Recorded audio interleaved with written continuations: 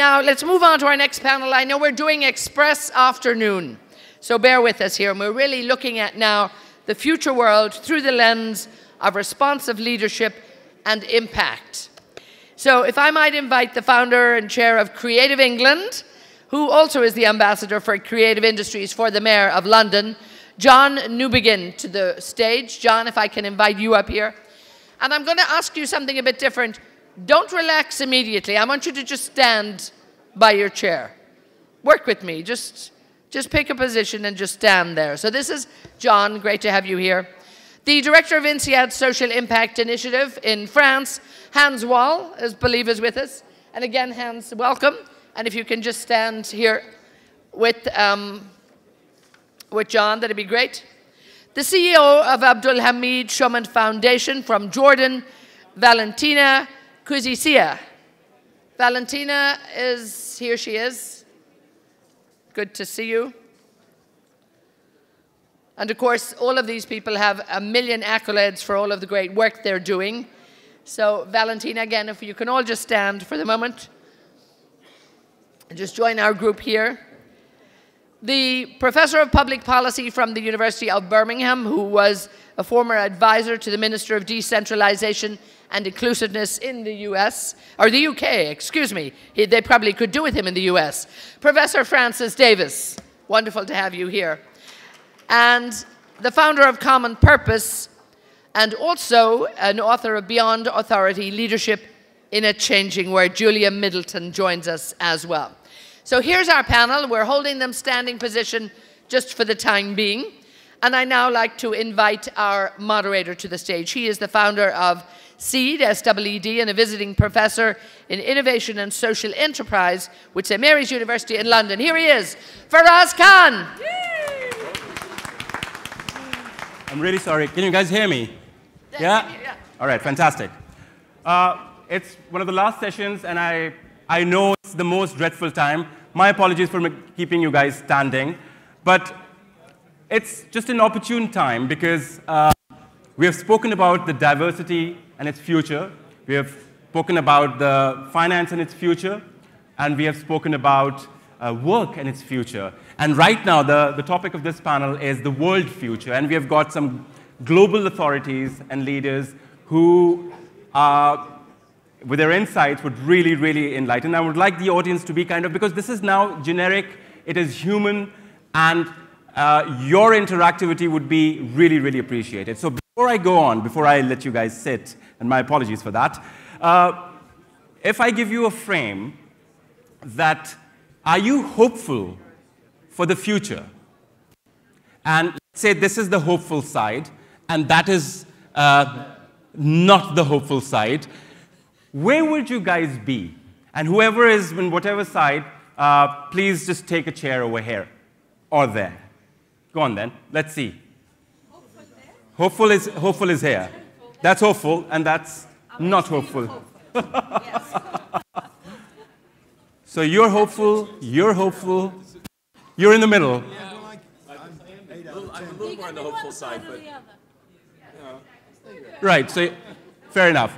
Please take a seat. Thank you so much.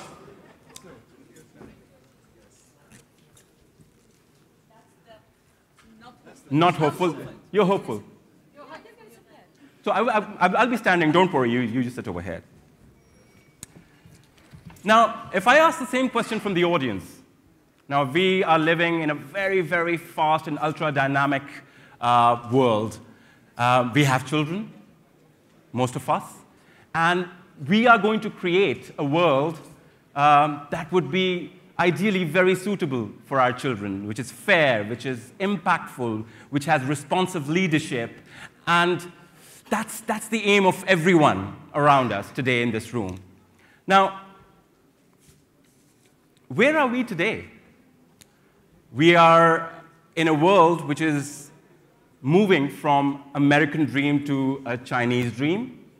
We are in a world that is moving from conventional currency to digital currency, backed by AI and algorithms. We are in a world that is moving away from conventional capitalism to surveillance capitalism. We are in a world where the globalized economy is kind of shrinking and nationalistic, protective economy models are kind of emerging. If I give you a very quick stat, in 1800, the population of this world was 1 billion. Today, it's 7.6 billion. And according to some estimates, in 2100, it is going to be anywhere between 11 to 16 billion. Now, the same world, same Earth, same planet, double the people. Can you imagine? Everyone will be fighting for resources, the same resources, but more people. And this is a very interesting time. And this conversation is extremely critical right now. So now that we have kind of changed the direction of the whole thing, in which not so hopeful people are sitting over there, and hopeful people are sitting here, let me ask from the hopeful lot, starting with you, Valantina. You've come from Jordan, and you're running a very, very successful foundation over there, and you're working with youth primarily. Youth and children. Now, keeping youth in mind, keeping that perspective in mind, do you think that the responsive leadership and impact and inculcation of that in the youth would change the future of the world? And if so, can this model be scalable? Well, first of all, thank you. And yes, I'm very hopeful, although I come from a region that we have been suffering from the Arab Spring. And we have many economic challenges, not far away from the challenges that the world is facing, very complex challenges, and the speed of these problems are increasing exponentially. The scale is humongous. These problems can only add uncertainty among the youth, and that's why we had and frustration, negativity among youth. So this is why we had in our region the Arab Spring. Youth felt that their voices were unheard. The unemployment was expanding or increasing a lot. We have a lot of poverty, and the Arab Spring was it started. We need to tackle the problems in different ways. We need to be very creative in how we tackle problems. We need to look into, first of all, understand the real problems, and we need to understand them from the youth themselves. Not just, we've been having so many conferences, but then how are we engaging the youth in understanding the exact problems, and they be involved in also identifying the problems from their point of view. We need to look at the solutions from a creative point of view, innovative point of view, plus long-term. If we don't have responsive leaders, we will not be able to solve these problems. Everyone has to come on board and be engaged to understand the problems, the real problems, the grassroots problems, and then we have responsive leaders who can solve these problems. Thank you. Before I come to you, John, can I ask the audience the same question as well? All of you who are really hopeful for the future, can I request you to stand up, please? All of you are hopeful for the future. See? You. See? Thank you. Thank you. Now, you lot, you are going to be in tough spots, and you would need to actually convince the audience and this side of the panel that, you know, the world is a really dark place, and it's not going to happen, it's not going to work. Let's see, I'm going to come to you, Julia. I know you've got this naughty smile on your face. John, you have a great experience working with the government. You're the chair of Creative England. You have worked on creative economy and industries, which basically means that you work with youth. And you work in a very new model to actually create a new world in a particular environment. How do you take this concept, and why are you hopeful? Well, let me start by picking up on your point about the increase in the world's population. I was talking to a senior UN official recently about what we thought was the greatest problem currently facing us, and we went through climate change and rising inequality and the existence of Donald Trump and various other problems. And he said, the thing that bothers me most is spare boys. And by that he meant that there are a couple of 100 million young men in the world who are unemployed or underemployed and are therefore at risk. They're at risk of falling into being recruited by gangsters or jihadis or whatever. But more importantly than that, they are wasted talent and wasted opportunity. And we heard this morning, 20 million children in Pakistan who are not in school, not in formal school. What are these kids going to do in the future? And if we say we're going to grow the economy, that's one thing, although there's the limits of sustainability, but growing the economy is not the same thing as generating jobs. And if you look at the two top sectors, as I understand it, in the Pakistani economy, in textiles, if the textile industry is going to grow and become more productive, you can bet your life that that will be achieved by technology, not by more people. And if the other big sector is agriculture, there is no economy in the world where agricultural employment is increasing. So what are people going to do? And I think the reason why I'm an optimist is I think that we can start from a completely different point, and that is a little mantra that we have in my organization, Creative England, and that is creative talent is everywhere, but opportunity is not. Right. And creative talent is an instinct that we all have. And an economy based on creativity and creative talent is not necessarily an economy based on high-end education. In fact, I'm involved in a project in India where there are about 10,000 village artisans pursuing traditional crafts, most of them illiterate, but a very, very high level of skill, who, connected by smartphones, are doing deals with IKEA, deals worth $20, $30, $40 million to supply materials, fabrics, and so on for the globe. So they're connected to the global economy through digital technology. They are uneducated, but they're very highly skilled. And one can replicate that in all kinds of other areas. I think to say that a creative economy is not the same thing as a digital economy that we've been talking about today, though it helps. A creative economy does not depend on high-end education. In fact, as far as I can see, most of the education systems in the world devote themselves to squeezing creativity out of the hearts and minds of most of the kids that they deal with. So what is the driver, what's the distinctive thing about this creative economy is, first of all, that with the onset of the fourth industrial revolution and artificial intelligence, one of the things that's happening is it is one of the few sectors which in every economy is extraordinarily immune to being taken over by robots and machines, because by definition these creative industries depend on emotional intelligence and social sensitivity, the kind of things that human beings have. But the other thing that I think makes them very important is that they are also dependent on place. They grow from the culture of a particular society. So our economy at the moment is so divorced from the fullness of our lives. If you can have a car factory in one country, and then when the wages go up and labor regulations get tougher, you just move it to another factory. You can put your clothing factory in Morocco, then you move it to Libya, then you move it to Bangladesh, then you move it to Thailand. But you know, you can't move the movie industry out of Hollywood. You can't move the fashion industry out of Milan. As I understand it, if you want a high-quality biryani, you have to go to Karachi. You know, some of these things, they have to be place-specific. Yeah. So a creative economy is an economy that has to take into account the cultural and social context in which it exists. And that's the thing that, for me, means that it's something which enables us, A, to contemplate a future where there is a high level of job generation. B, they are jobs which, on the whole, give people some kind of satisfaction.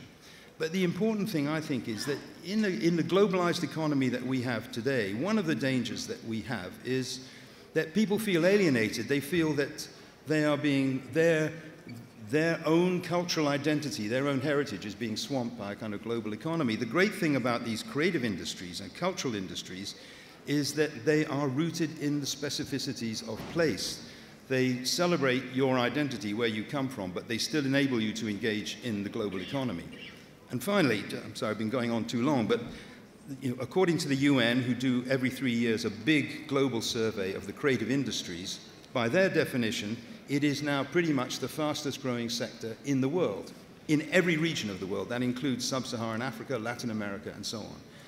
And the other thing is, something that we found in the UK, we've been measuring this sector for the last 20 years, and pretty much without exception, every single year, it has generated jobs at least twice as fast as the rest of the economy.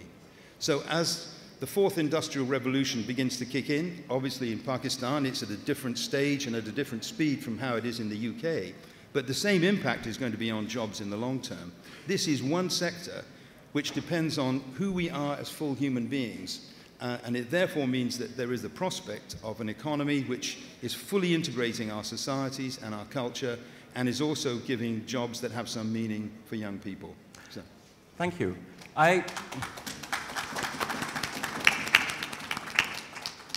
That brings me to, before I come to you, Hans, it's a very interesting point you made over here right now. So shall I see, or in my head, creative economy is the kind of antidote to the AI and digital revolution, and it probably will create a balance? Yes? No? You asking me? No, I'm actually, John, yourself, and then we'll come to Hans. Okay. Well, I mean, you could say, the gentleman from IBM yesterday was talking about human-centric economy. I mean, I think, the Internet of Things, by definition, is not a human-centric economy. I mean, it seems to me the world economy is beginning to split into a human economy, which is dependent on human skills, human interactions, things like personal social care, things like health, education, these things which are always going to be labor intensive, and a kind of algorithm-driven, machine-driven economy, which in the end of the day is concerned purely with economic growth in the way that we have got used to measuring it, but does not deal with the reality of our communities, the reality of our environment, and we cannot go on with that kind of economic progress because we know the planet literally cannot sustain it. Thank you. Hans, you very conveniently sat right in the middle. Perhaps you believe in where you are right now. You are leading the INSEAD's effort on social impact, and that is, I'm a student of that. For me, in my head, social impact movement is probably that balancing factor that might have some kind of solutions for the future world, coming from a hardcore capitalistic, conventional environments. What's your take on that? And in adding to this, I would like to ask you the quality of capital that is flowing in. Conventional surveillance capital, vulture capital, and how that could be actually invested or kind of directed towards more meaningful and fair share economy models. Please. Well, this is a good example of gaining your perspective from where you're sitting, because I think ordinarily I'd sit way over on that side of the panel. But I ended up here, which leads to some real interesting questions and takes up very much on John's point. I think one of the issues that we're dealing with here is that we are in the midst of the fourth industrial revolution. But I think a part of that industrial revolution that we don't talk about very much is the part that has to do with values and principles and responsibility. And when I think of the fairly elite group of people of MBAs that I get to work with at INSEAD, who in large part will be driving and guiding some of the largest corporations and businesses in the world, the thing that I hear most about is actually not bottom line profits. Actually has to do with meaning in their lives. Actually has to do with how do they feel at the end of the day when they finish their work, or at the end of the year when they look at their families, and when they look at their children and what their children are going to be doing next. It's completely different than it was 20 years ago. 20 years ago, I mean, of course, bottom line financial financial industries still operate and are thriving, are making more money than they ever have before. But many of those people are coming back to INSEAD and schools like us saying, we want more in our lives. And I think that's the part we have to pay attention to. It is creativity, it includes creativity, but it also includes addressing some of the significant issues and confounding issues that we see in our world today. The inequality, the disparity of opportunity, the lack of resources allocated to the appropriate solutions that we need to be addressing. The fact that we're focusing so much on financial capital when in fact, if you go back to the writings of Adam Smith, of Weber, even Karl Marx, what they talk about is capital, but financial capital is only part of that equation. Financial capital includes environmental capital, human capital, social capital, cultural capital. All of those aspects make up capital. And the fact is that I think we've become very proficient at measuring financial capital. And somebody mentioned it earlier today, you measure what matters, or what matters is actually what you measure. It's the other way around. And the fact that we've become good at measuring financial capital means that we think of capital as financial.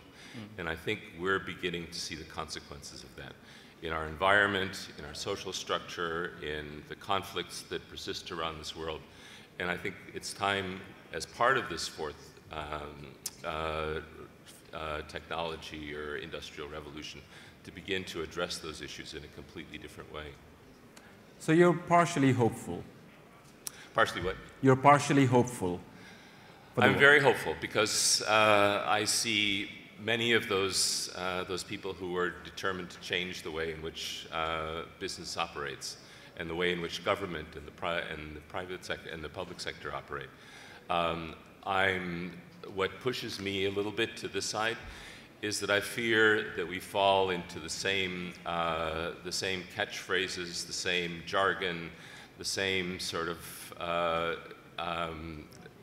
terminology that we've so often used. I mean, the discussion around blockchain has been very interesting, and I think there's a lot of solutions that are available that come as a result of blockchain. But I heard the interview, which some of you may have heard of Tim Berners-Lee, about whether the internet itself has been a success. And he was very skeptical. He said it hasn't delivered what we expected. It isn't as accessible as we expected it to be. And it doesn't bring knowledge to people as much as it brings profit to people. And I think that's something that we really need to think about as we move into the next set of technologies. Thank you. Very useful. Julia.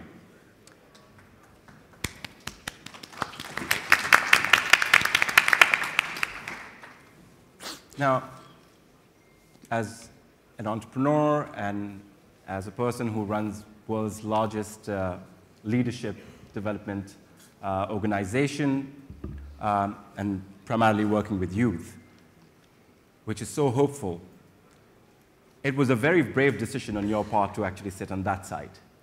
And I'm sure there are some very, very solid reasons. Two things I would like to. A, your perspective on the topic. And the second, why you chose to sit where you're sitting.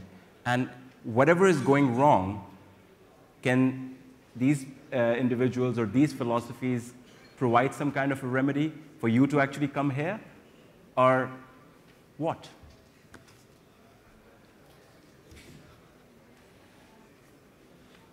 So I am utterly hopeless.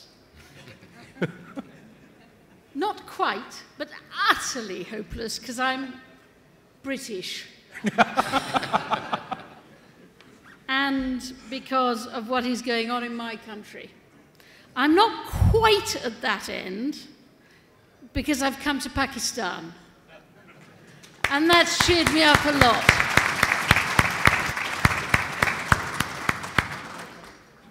And I'm very proud to be invited to Pakistan. So I'm very grateful to you all for moving me in this direction. I will go home and tell my husband.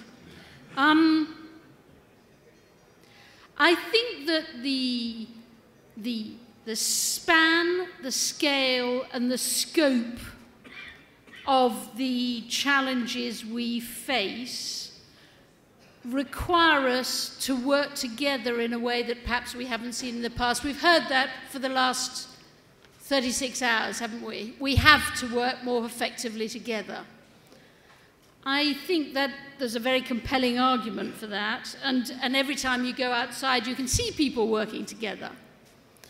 But perhaps the one that I would like to draw your attention to is that I believe that we need to draw generations together in a way that has never been seen before.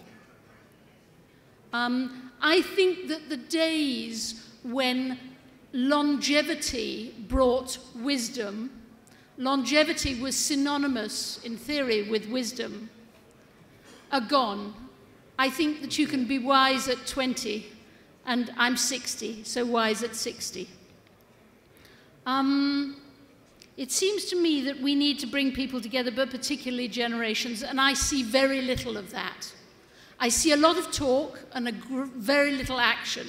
I would love to be nasty. The amount of times I have been on platforms over the last year, and some idiot has been talking about harnessing the talents of young people. Harnessing the talents of young people. And you say, my friend, do you know what a harness looks like?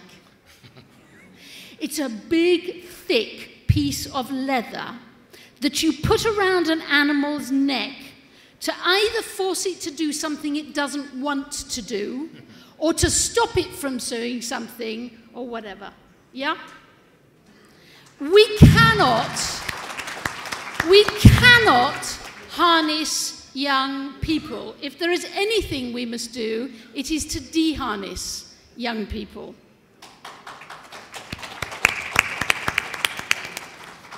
And my generation uses the word harness too often. And the younger generation seems to me to endlessly scream, we want it sooner. And if we don't have it sooner, we will go off and do our own thing. I was in Turkey, in Istanbul the other day. A big company, fabulous company, diamond company, growing, growing, growing. Young generation, 26-year-old young man, unbelievable talent. His parents told him to wait.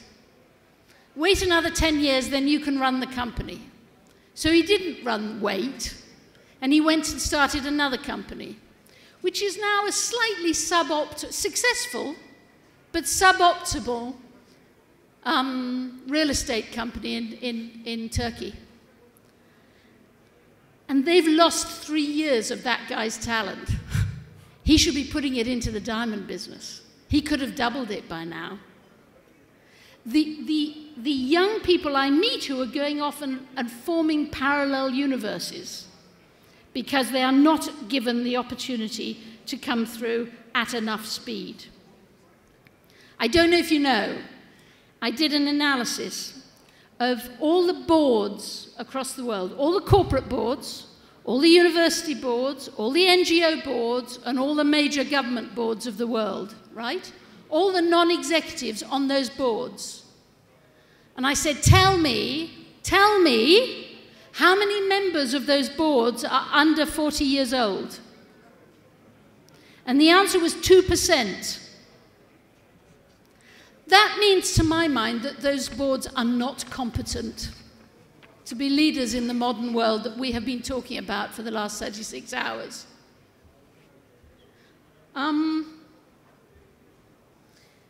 Generations are getting smaller. When I was born, I think generations, you know, you sort of said 15, 20 years, you get a generation. Now I think generations, the world is moving so fast, they come every 5 years. I think one of the biggest generation gaps is between the 30-year-olds and the 20-year-olds. The 30-year-olds make me laugh. They think they're young. Or you think you're young. You are not. You're some of the worst at bringing on the next generation.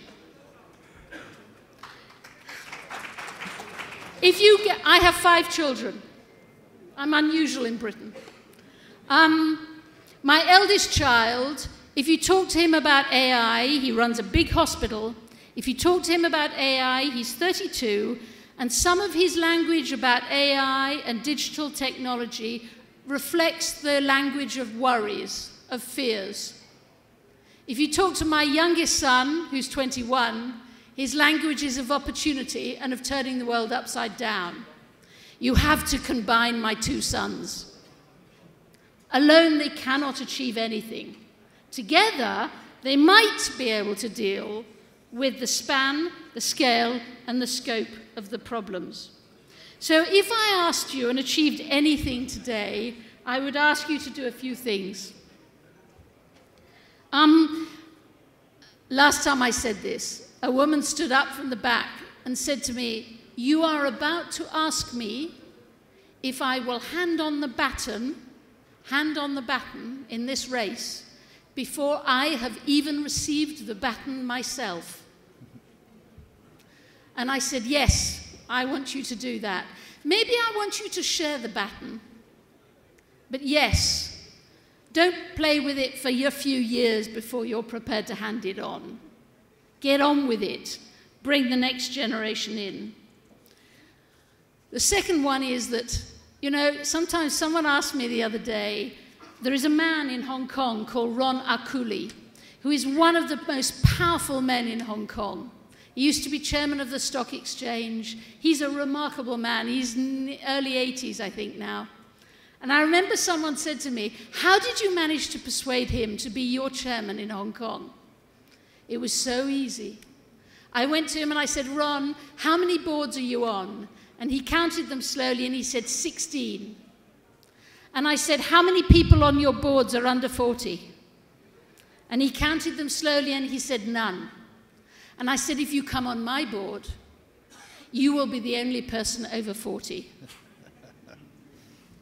And that persuaded him because Ron is special. And I would ask you to be as special as Ron. I think also we went and met your utterly wonderful Imran Khan, and I am so jealous. Look what we've got and look what you've got.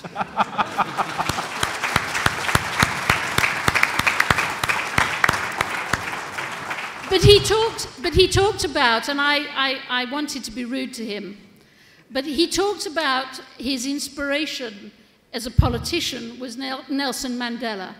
And I share that. I think we would also share that Nelson Mandela is an extraordinarily, unbelievably brave, that's what he asked us to be, brave, extraordinary leader, but he failed. He failed on one, to me, of the most important tests of a good leader. He did not produce his successor. We have had one after the other poor successors in South Africa, and that is a tragedy. Your wonderful Imran Khan asked us all to be brave, to have courage. It's all very well to say, but then you actually have to do it. And enough people have to do it, not just one or two. So I push you to have courage. I was invited here by your crazy Faraz, your wonderful Faraz, and he said to me, we should run Pakistan 100. We run programs all over the world for young people to bring them through.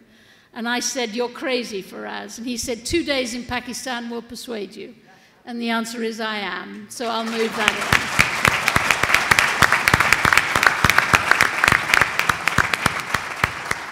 Thank you. Thank you so much. I mean, that was very, very good because you're on that side and you actually made everyone hopeful. Wonderful, Julia. Now, the bravest of the lot, right at the end. Oh my God, Francis. Good luck. Your experience is in social policy. You have been a ministerial advisor to a couple of ministers on inclusion and decentralization. So great experience of policy and legislation and framework building. Again, that is incredibly important when you're talking about future, when you're talking about youth. Again, your 2 cents on, or in case of Britain, pence on the topic, and why are you sitting on the extreme side of hope? It's nice for a British man to be accused of being an extremist for once, isn't it? But I think the reason I'm here is because, like Julia, I've travelled in Africa and Asia. I have a wife who is South Asian and 4 beautiful mixed-race children. And I think travelling those 2 continents, my concern is that when rapid change comes, and when we're rebuilding a ship at sea, which is what we are, what gets thrown out is all the good stuff with some of the bad stuff. And so some of the good stuff is not kept. And then what doesn't get appreciated is just how much tough stuff we have to get through. So mine is pessimism of the intellect, optimism of the will, yeah?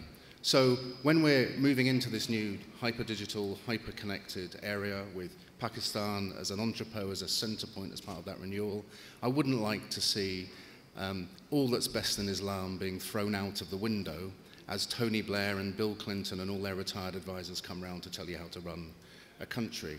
I wouldn't like to see family entrepreneurship or village entrepreneurship or the possibility of rural innovation being thrown out as we go really, really fast into the completely urban century. So I think that's just something to stop and to think about.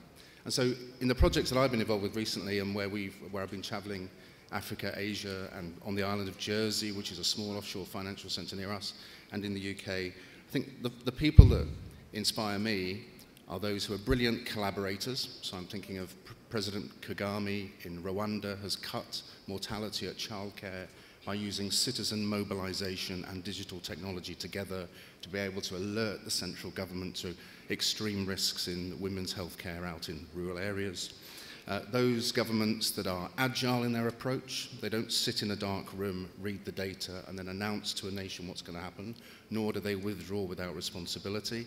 Agile approaches, Singapore, Taiwan, South Korea, right? So we need collaboration as a principle and as a method. Decentralization, because part of the modern discourse is to be successful, you have to get up and go. Get up and go from Pakistan, get up and go from your village to Karachi. Well, we also need a generation, and I think fiscal incentives and policy incentives can help with this, and decentralization of power, who are going to get up and stay. So I wake up in Balochistan, and I want to build Apple or Huawei from there. I don't only want to travel somewhere else to be able to do it. And I think the places that impress me are the ones that are devolving powers to regional governments and then making sure that they have the institutional capacity to be able to deliver those policies and not just let that get dissipated. And I think a really key thing to me is inclusion. So John mentioned the 200 million young men, and I've heard about those 200 million young men, usually in security conversations around our home offices or our foreign policy services, because they're worried about men with no identity across the world becoming a global security threat as they become more disaffected. And I hear that. But I don't want to put harnesses on their necks. I don't want to lock their potential, but then also all of the other communities that bring value to this society and to other societies. So the census here estimates there's about 2.8%, or about 3 or 4 million disabled people.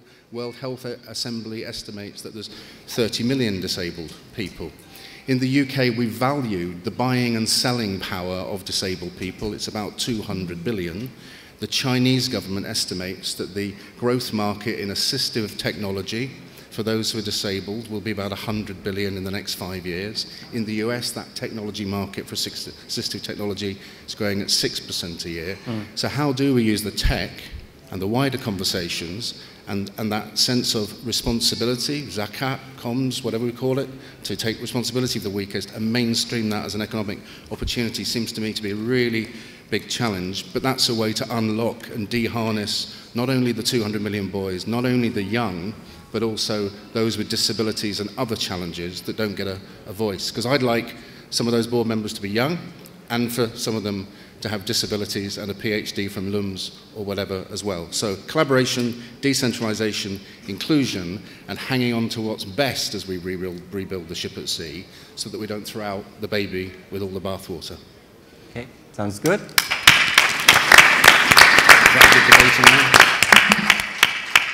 Now, I just would like to narrow. Can I ask, what happened to the 200 million women?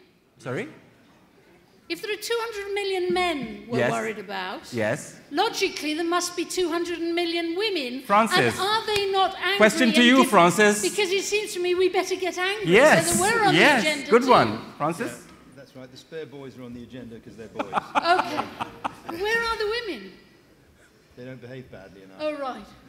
No, I think John's got a really strong point. I was with a friend from King's College London the other day, and he's an expert on gangs. He's just spent the last 9 months living amongst the gangs of the Cape Town flats, having previously done that in Sierra Leone and in other places. And when one social institution fails, the government, and another is under pressure because of economic change, the family, other institutions rise up. And what rises up in the middle of that gap are gangs and other outfits, and they go to boys first, particularly disaffected boys, and they become a risk. And we need to unlock their potential so that that choice isn't there while strengthening the other institutions around them. The girls aren't that. Maybe the girls are more virtuous than the boys at that age. Probably. John, you had a point? Let's persuade him. You wanted to say something? Sorry? You wanted to say something on this? I've said what I wanted to say. All right, okay. Julia, do you accept that? I'm working on it. Right, okay, fair enough. So, allow me to actually just narrow this conversation and bring it to the scope of Pakistan. Apart from Francis, I think it's your first trip, all of you, to Pakistan. Now, there was an interesting article in Eurasia which actually says that the next global pivot state is going to be not Russia, not China, not America, it's going to be Pakistan. And they gave various reasons, economic reasons, geopolitical reasons, strategic positioning reasons. But at the same time, they mentioned human potential that Pakistan has. Yesterday, the same was reinforced and resonated by the conversation with the Prime Minister as well. Now, it would be great if you could bring in some recommendations from the experiences and the verticals that you've been working in, directed at the youth and stakeholders in Pakistan, and how we can actually become a leading country in the world, not harnessing the potential of the youth. Julia, is that correct? So, Valentina. As you mentioned, this is my first time here, and I came yesterday morning. I've been engaged with several individuals here, and I have seen the potential, a huge potential, what you have, what you can offer. But I did not, reading about Pakistan, you see that how many individuals or children are still out of school. You feel that there's a missing link between listening and engaging with the youth. That many has said that this is a government that is different, that is listening. But how engaged are they with the youth? How engaged are they to hear from the youth? To hear from their challenges, etc. And if we have so many children out of school, how can we engage these children if not in schools? Before schools, we need to add soft skills. We're looking at, if we're saying, okay, we need entrepreneurship, innovation, we need connectivity, future of work is in artificial intelligence, in robotics, etc. How can we prepare them? First of all, we need to add music, arts, literature, libraries. I looked around, I tried to look for libraries and of course all online. It was very difficult to see where the libraries, and these are the essential things. How can you get children to be empathetic, to be able to engage, to be able to see, to understand more and to be connected, to have communication, even critical thinking. should be engaged with the schools and with the, the children who are the school-aged children, and they can be worked inside schools for the children who are inside the school, NGOs who are working with children, and of course libraries. And the library now has changed. It's no longer a place where you can just go and read or do some research. It's a knowledge hub. You start there with music, with reading, with arts, and you have the skills that make children creative and imaginative, because this is an essential thing for transformation, essential skill. And then you add critical thinking skills, and these are essential for innovation. You need also entrepreneurship skills, but how do you do that? You started with financial literacy and with games, and of course children enjoy games and they are not scared. Children have how do I say it? They can take risks, not like us when we grow older.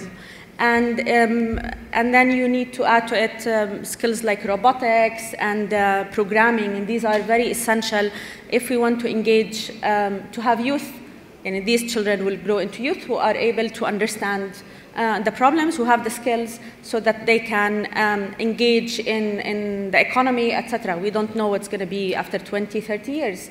So if we give them these skills from now, when they are young, they will be able to transform the economy. And later on, they will be responsive leaders. So we need to start with the youth, with the children, sorry. Youth, the current youth has, you can say it's harder to transform or help them understand the challenges and change their mindsets, because they have already, that was built during the school years, etc. But with the children, they're still soft. So you can work and help shape them through opportunities, these skills. That's a great point, that the inculcation of creativity, the inculcation of enterprise, critical thinking, if it's started at the school level, by the time they reach the university level, they have more horizons open. They've got more options. They can think more diverse. So, yes, may I add something? We're running a Young Innovators Lab for children from 10 to 13. Right. And it involves critical thinking, using science because it's fun. So it's a year-long program where it's engaging these youth with a little bit of financial literacy, but focusing more on critical thinking through science. And during the last 3 months, they have to come as a group, so this is part of communication and working as a team, and solve a problem that they need to come up with and do a project, create a project. All the problems that they looked at were social problems, so they were looking at issues that are related to the environment, to refugees, etc., education. These are the essential. Then the projects that they created, they were so innovative that even youth, older youth, let's say 15 and above, right. 30, they don't have such projects. Fantastic. And we brought youth to look at these children who are 10 years old, who were able to come up with these projects. It's impressive, so we have to start young. Thank you. John. The chief economist of the Bank of England, he's a very smart guy, made what I thought was a really interesting speech a couple of weeks ago, in which he said, we have a knowledge economy and we feel very pleased with ourselves to call it a knowledge economy, but we need a creative economy, and how do we move from one to the other? And then he said, knowledge is what you need for school exams and pub quiz nights. But imagination is what changes the world. And the two are not the same. Imagination generates new ideas. And then he said, governments like to play with new ideas, but what they don't necessarily recognize is that new ideas require new institutions. And I think that what is happening, and there's been quite a lot of discussion about it here in the last 24, 36 hours, that there are models of social enterprise, models of finance, models of governance, which are beginning to emerge all over the world, which genuinely do offer a new way of doing things. And like Julia, I was privileged to hear the Prime Minister talking yesterday, and he talked a lot about taking risks. one of the reasons why governments find it difficult to engage with a creative agenda is that, by definition, creativity is risky because it is disruptive. Creativity is disruptive, and governments do not like disruption.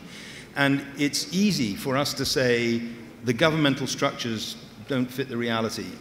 They don't. I mean, I think all governments in the world are still locked into 20th century structures, by and large, which do divide the world into economy, culture, education, finance, health, whatever. And we need to be thinking more holistically. It's much easier to do this kind of thing at a city level, and it's much easier at a city level to create new institutions that can drive change. And new institutions, almost by definition, need to be driven by young people.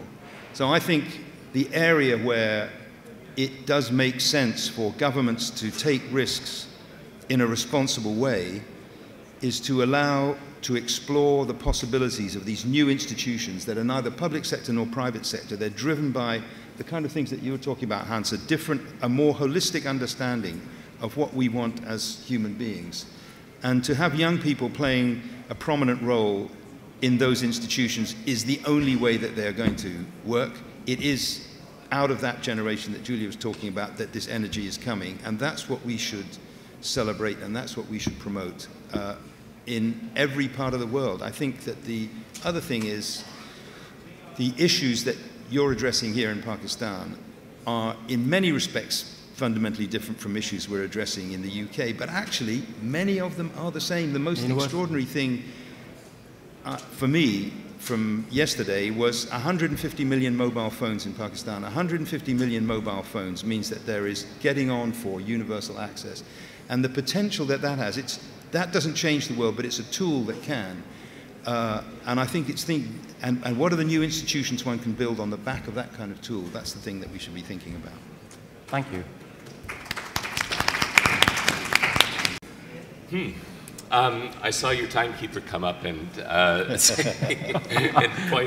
give you a sign and point to her watch. So I'm going to try to be quick. I have a couple of things, but before I start on those couple of things, I want to correct you on having been to Pakistan before. You know, there's a saying of to really get to know a country, you have to go to its restaurants, you have to go to its brothels, and you have to go to its prisons. Right. So I can claim the first and the last, or actually I did claim the first and the last in a discussion earlier. And then Sadaf Abid, who many of you know, reminded me that I think those of you that are from Lahore know Cuckoo. Is it Cuckoo's Den? Yes. So I got to know the owner of Cuckoo's Den quite well, and she said that qualifies as getting to know the brothels. So, so I do know Pakistan. I did actually work here for quite a few years on access to justice and criminal justice reform. So I know the insides of your prisons, like few of you probably do. But it does mean that a couple of points are hopefully fairly relevant. First, I think if I think of where the action is, if I look at where our MBAs are going, our most creative thinkers, our drivers of change, they're not going to, they're no longer going to the US. They're not going to the UK, especially in the last couple of years. And they're not going to China. They're going to Nairobi. They're going to Lisbon. They're going to Jakarta. They're going to Bangalore. And some of them are going to Karachi.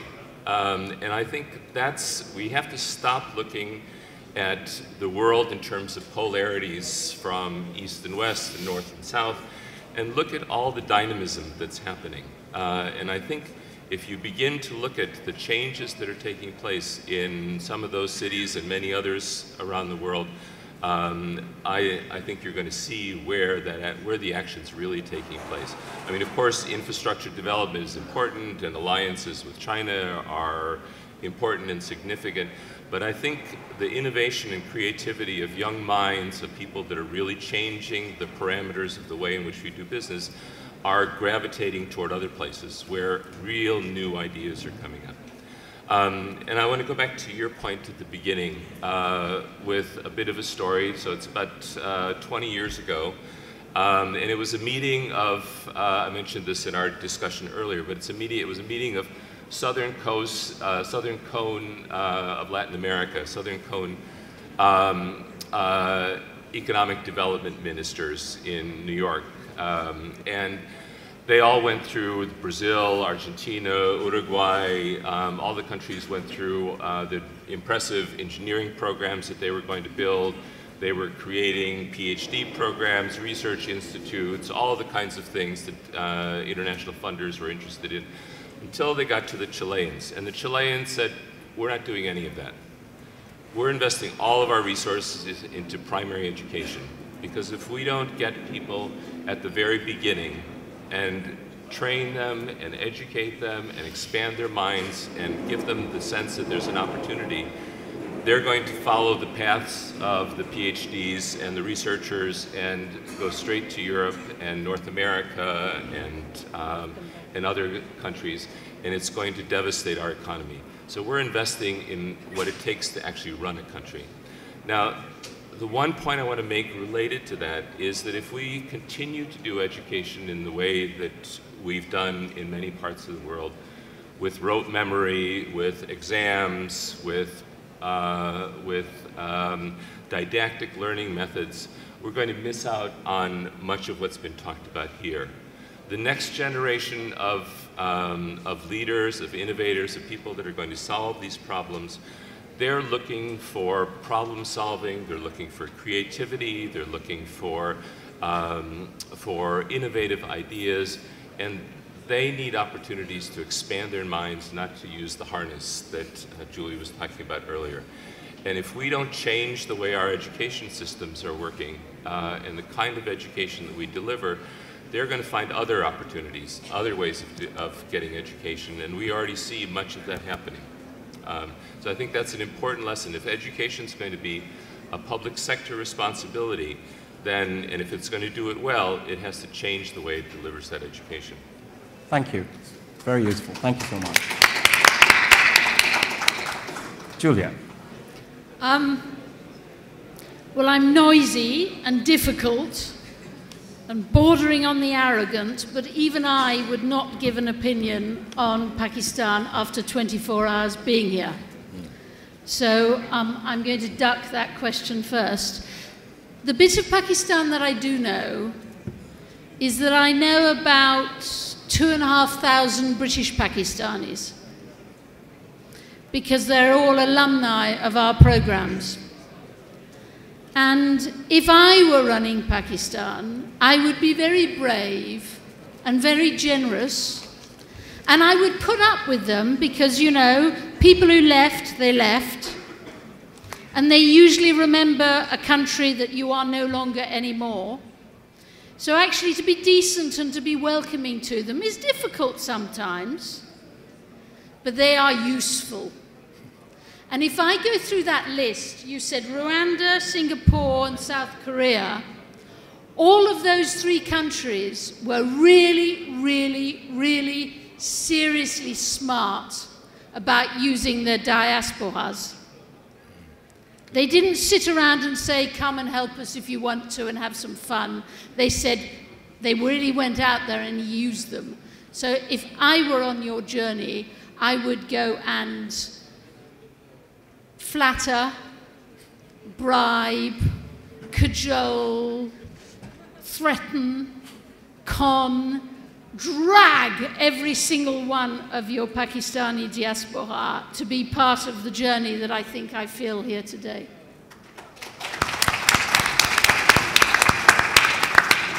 I think it's a very valid point, and I think government, this particular government recognizes that. And the minister that we met yesterday, his portfolio is, you know, overseas Pakistanis, and I think there are genuine efforts in the line which you've just mentioned, apart from bribe and all that, you know, that they are actually engaging the Pakistani diaspora. Yeah, Faraz, if I might push back. Please. Governments are fine, and we love them. We vote for them. They're beautiful.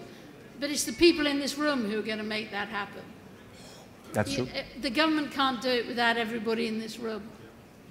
Agreed. Point taken. Francis. I'd reiterate that comment, I mean, not least because if you look at the way that the PRC has used its own diaspora to mobilize capital offshore and onshore, you know, that's a key economic strategy. I think my point, and I'm thinking of that same diaspora community, I mean, I'm based in Birmingham where those under 40 now are rising 55% South Asian. So that's the future of our youngest, most diverse city in Europe, which is in the UK. But I'm thinking the heroes of the young diaspora students that I speak to come from Pakistan. They're entrepreneurs in this country, sports people in this country, and they're heroes within that diaspora community, but very often are they covered outside that community. And when I was here in Karachi last time, I was seeing extreme innovations in the social space. INSEAD, that Faraz and friends have founded, is world-class in terms of its benchmarking. Other firms that people here in the room run would be likewise, and it's holding those up in the curriculum of the business schools and in the business pages of the New York Wall Street Times and the like, not just within diaspora communities, so that those heroes become global heroes, seems to me to be a big foreign policy challenge and an economic challenge. Thank you. So if I summarize, children, youth, creativity, innovation, disseminating those conventional brackets that we have made about finance, about verticals, and creating, you know, a world that is engaging as well as future-oriented. I've just found out that we do not have time, unfortunately, for the question-answer session, so you can actually grab hold of this wonderful panel, the tea break or later. But please, ladies and gentlemen, give a really, really round of applause for this wonderful panel.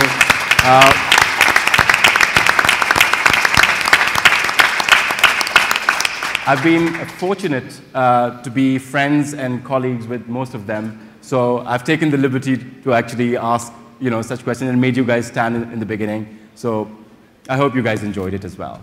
You did.